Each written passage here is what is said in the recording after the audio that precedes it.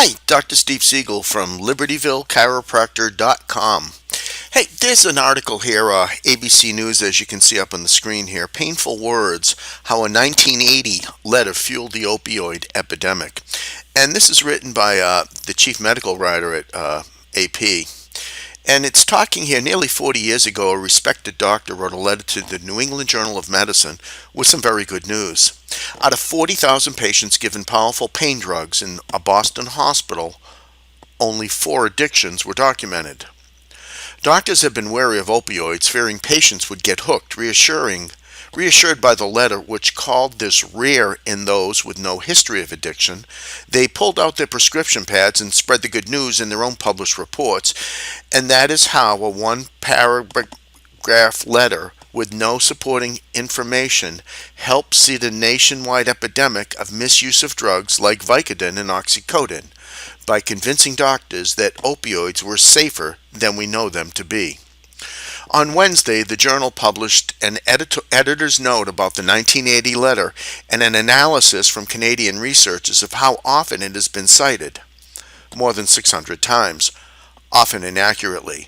Most used it as evidence that addiction was rare, and most did not say it only concerned hospitalized patients, not outpatients or chronic pain situations such as back pain and severe arthritis that opioids came to be used for.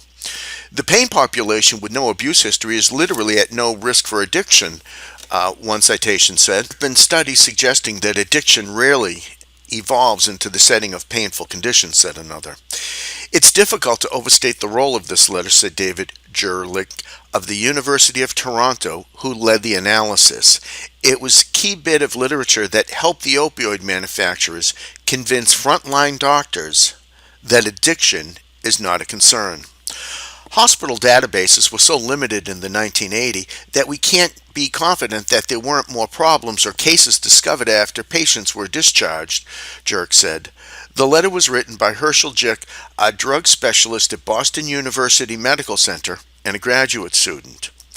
Quote, I'm essentially mortified that this letter to the editor was used as an excuse to do what these drug companies did, Jick said. The Associated Press in an interview on Wednesday, they used this letter to spread the word that these drugs were not addictive. Unquote. Jick said this letter only referred to people getting opioids in the hospital for a short period of time and had no bearing on long-term outpatient use. He also said he testified as a government witness in a lawsuit years ago over the marketing of pain drugs. Use grew in the 1990s when drugs like Oxycontin came to the market and more people used opioids for chronic pain developed dependence. The new editor's role in the journal said, for reasons of public health, readers should be aware that this letter has been heavily and uncritically cited as evidence that addiction is rare with opioid therapy. The journal's top editor, Dr. Jeffrey Draven, said, people have used this letter to suggest that you're not going to get addicted to opioids if you get them in the hospital setting. We know that not to be true. The journal also published a report from Dr. Francis Collins, Director of National Institute of Health, and Dr. Nora Volkoff, Head of National Institute of Drug Abuse, pledging to work with industry to develop new ways to reverse and prevent overdoses, to treat addiction, and to find novel, non-addictive drugs for chronic pain. As a chiropractor, we find in our research that folks who are under chiropractic care, especially in the senior citizen population, they find a few things. They're on less medications.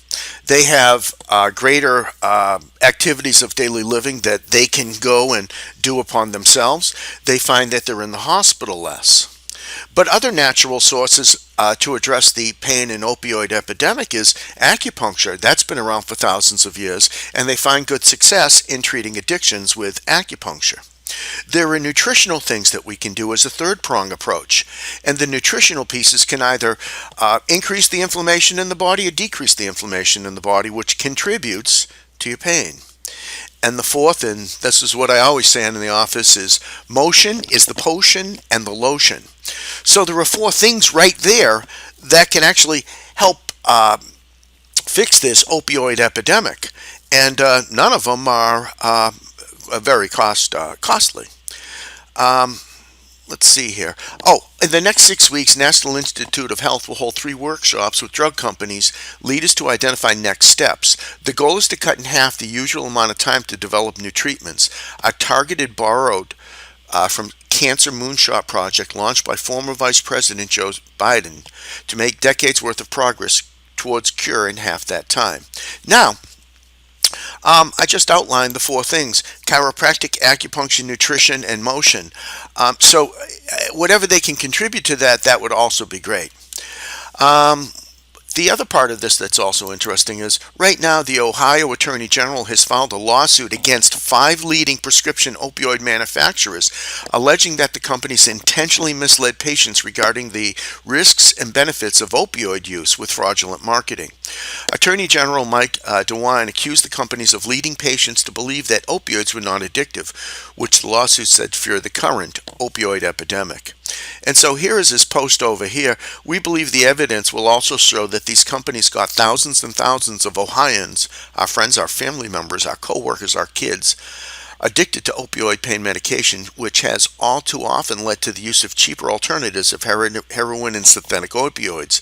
These drug manufacturers led prescribers to believe that opioids were not addictive, that addiction was an easy thing to overcome, or that addiction could actually be treated by taking even more opioids, said Ohio Attorney General Mike DeWine.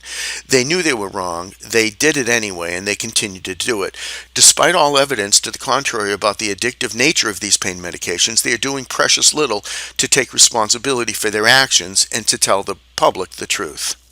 Well, again, let's just sum up 4 things that we can do to help people trying to deal with chronic pain. Is one's chiropractic, because there's research and it's been proven to be effective with pain, either acute, subacute, or chronic.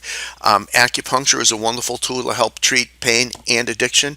Nutrition, like I said, can either increase the inflammation in the body, decrease the inflammation in the body.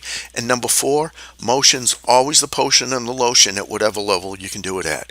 Well, that's all for this edition right now.